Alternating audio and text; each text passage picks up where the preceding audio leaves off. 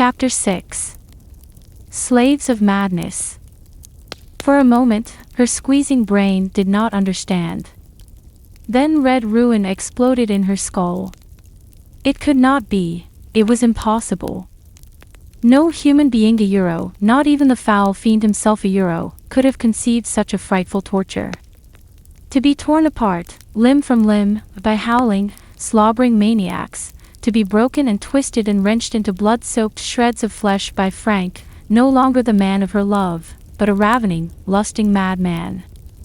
Almighty God! Can you allow such things to be? She felt herself jerked forward. Her feet dragged desperately against the bare, flat rock, seeking footholds. Her head lolled to one side. The thugs were forcing her to the pit. There, at the very edge, they paused. Behind them towered the boss, his gray baldness bloody with the light of the fire. He pointed downward toward the mad crew with his knife. Throw her in. For one desperate moment, she hung on the brink. She screamed, she begged, she implored for mercy. But hell itself was not more cold, more merciless, than these fiends in human form, than those lusting, mindless creatures of the pit. They leaped like slavering dogs against their manacles, tongues lolling from drooling lips at the sight of her. And Frank leaped higher than the rest. His eyes were blank and staring, his voice was a senseless screech. Look how her husband welcomes her, the boss chuckled hideously. Let us not stand in the way of such true love. Throw her down into his arms. No. No. Laura moaned in frenzy. She threw back her head and the scream of snapping reason tore her throat to pieces. Her feet slid along the smooth rock. She was being forced inexorably over. A last desperate attempt at a toehold, and she was going. The last thing she saw was the eager clutch of her husband's unmanacled arm, and then she went down the smooth side, sliding and tumbling. Hands gripped at her, tore with frenzied claws at her clothes, ripped them into fluttering strips. Mad fingers raked down her smooth, soft sides, wrenched at arms and legs. Pain lanced through every nerve and quivering muscle. Hot, snarling breaths beat with fetid effluvia about her face. Unhuman faces leered into hers and dropped suddenly out of sight. Fists and arms and legs and clanking chains whirled round and round her tortured form in a kaleidoscope of distributing parts. Shrieks of pain rose from the mindless wretches, yells of rage, and howls of agony. Suddenly she was alone, crouched, fainting and bleeding, at the farther end of the pit. In front of her was a mass of heaving, flailing maniacs. Fists lashed out and crunched home against bone and smearing flesh. Oh God, she moaned to herself, they are fighting over me. Soon it will be over and the victors will come. But there was something wrong. The boss, who had grinned fiendishly down upon the struggle, now shouted orders. His henchmen moved carefully around the edge, trying to get to her. The boss ran to the fire, raced back with his huge, black whip. He snaked it crackling through the air. But the madman paid no heed. With a snarl, he aimed the lashing leather at the head of one who seemed the very head and center of the riot. He ducked, and it wound itself like a coiling python around the neck of a maniac who was in the very act of striking him down with manacled arm. He screamed horribly, gurgled, and dropped out of sight under the trampling mass. The madman who had ducked, lashed out again with two unencumbered fists. A brutish face disappeared, and bone cracked audibly on another. He turned his sweaty, thin-etched features toward Laura. She jumped from her terrified crouch. It was Frank, and he was grinning. That old-time grin she knew so well. His eyes flicked understanding warning, then a rush of infuriated maniacs bore down upon him. He submerged like a racing boat under tons of water. There was a violent, swirling commotion, over which the boss teetered vainly, holding his whip poised. His face was hideous with rage, yet he dared not strike indiscriminately. Already had he killed one of his precious, mindless workers. Laura shrieked high above the uproar. Frank was not mad. He was sane as she was. But it was no use. The others were upon him. They would tear him to pieces even as they would her when they were through. She jumped madly forward, just as a straining hand reached for her shoulder from above €, and missed. She clawed, kicked, pulled at the ravening throng. They were killing Frank, they were. The snarling, yelping pack heaved upward and outward in all directions. Frank's bloody head emerged like a yacht shouldering the waves apart. He was bleeding from innumerable gashes, but still he grinned. He caught sight of Laura, slammed his way to her side. "Okay, darling," he panted. "If only we can duck those fellows above €." The boss let out a blasting roar of rage. He slashed out with his great black whip, straight for Frank's head. "Look out!" Laura screamed, dragging her husband down. The lash whistled sharply through the air, inches above his face. The scattered madmen bunched and came on, throwing themselves to the limits of their chains. But the boss was a snarling, raging beast, mad even as they. He smashed downward again, leaning far over the pit in his eagerness to catch this man who had pretended to be mad and was spoiling all his careful plans. The heavy whip snaked out, caught him off balance. For a long moment, he teetered on the very brink, while his henchmen rushed with alarmed cries to catch him. But it was too late. With a wild, eerie screech he slipped down the smooth rock sides, into the very midst of the bloodlusting men he had made into madmen. A huge, hairy arm reached out, grabbed him by the body, bore him under. His long, thin hand worked madly at his clumsy shroud. A pistol gleamed underneath. He had tugged it half out when the avalanche swept over him.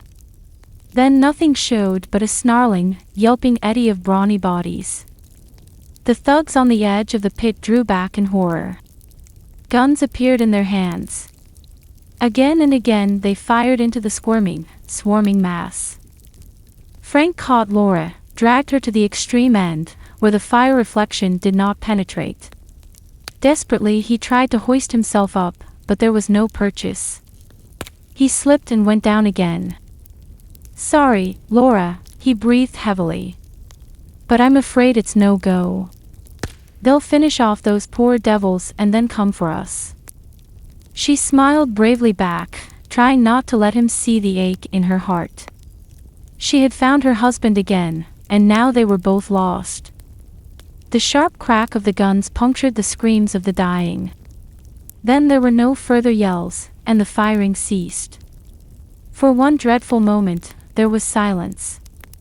As they crouched deeper into the shadows, away from the flickering ruddiness of the flames, they saw the motionless mass of legs and arms and distorted torsos of those who had been driven to horrible madness, and who now were dead. "They're better off, poor things," Laura whispered. "But we The boss's men will get us," Frank said grimly. Laura clung to his dear, wounded body with aching love. Fear clutched her heart. There was no escape. See, there they were, coming to look for them, to make sure everything was over. Feet boomed hollowly on the rock. "Seems like they're all dead," said one. "Phew," shuddered the other. "I seen terrible stuff in my day, but nothing like this. And the boss he's gone. What are we gonna do?" "Do?" echoed the first thug sarcastically. "Man, it's a cinch. Now we got all that stuff fair ourselves. We'll slip it out tonight, and we'll get those 1,000 grands the boss was always beefin' about." "Say," cried the other in alarm. "Nix. We dasn't touch it. Remember what it did to the first batch o' loonies." "Sure, that's right. Meb some of those bozos in the pit ain't dead yet. We'll use, Two figures loomed over the hole, guns snouting.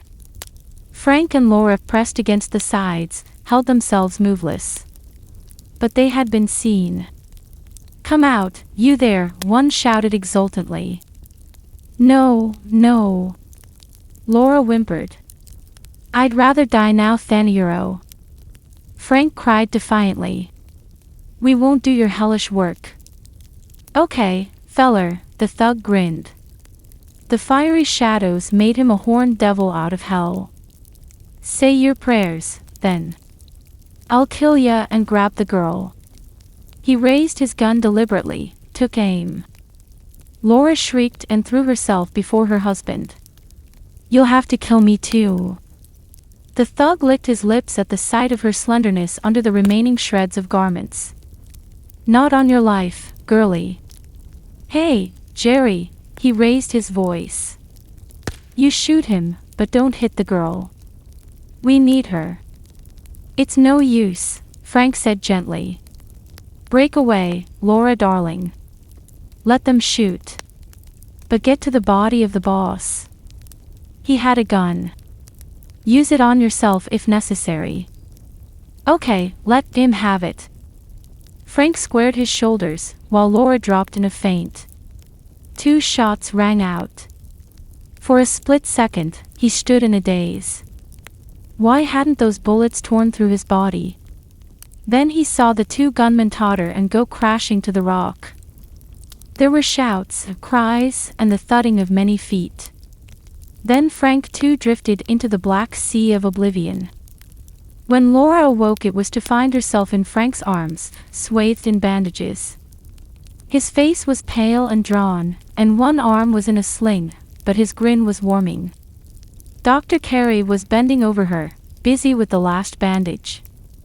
"There, you're all right now," he said. His rubicund face was shiny and flushed in the firelight. Lem, the village cobbler, glowered at his side. Other men of the village crowded in the background, muttering and whispering excitedly. "We'll split the cache of radium between us," Frank was insisting.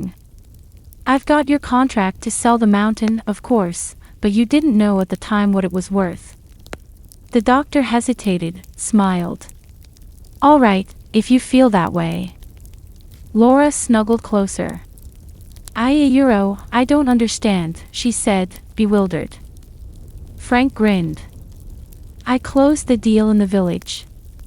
I didn't tell you, but that was why I made a flying trip to New York. I had a sample of ore I picked up at the base of the mountain that I wanted analyzed. Looked like pitchblende to me, and that was what the chemist said. Where there is pitchblende, there is sometimes radium. I took the chance. But someone else had discovered the secret before me, and tried to buy the place." "I wouldn't sell to him," Dr. Carey interrupted. "He had cheated me in a deal years before, and I swore then never to do business with him again." Frank's jaw hardened. "So he concocted this scheming euro, the vilest, most devilish since the world began. He caught me with his drove of madmen as I was coming back from the village. Evidently some of them had died, and he needed new recruits. He jabbed the needle into me. I fought off the effect, but pretended I was just as mad as the rest. Up here, I learned his plans, but then I could do nothing.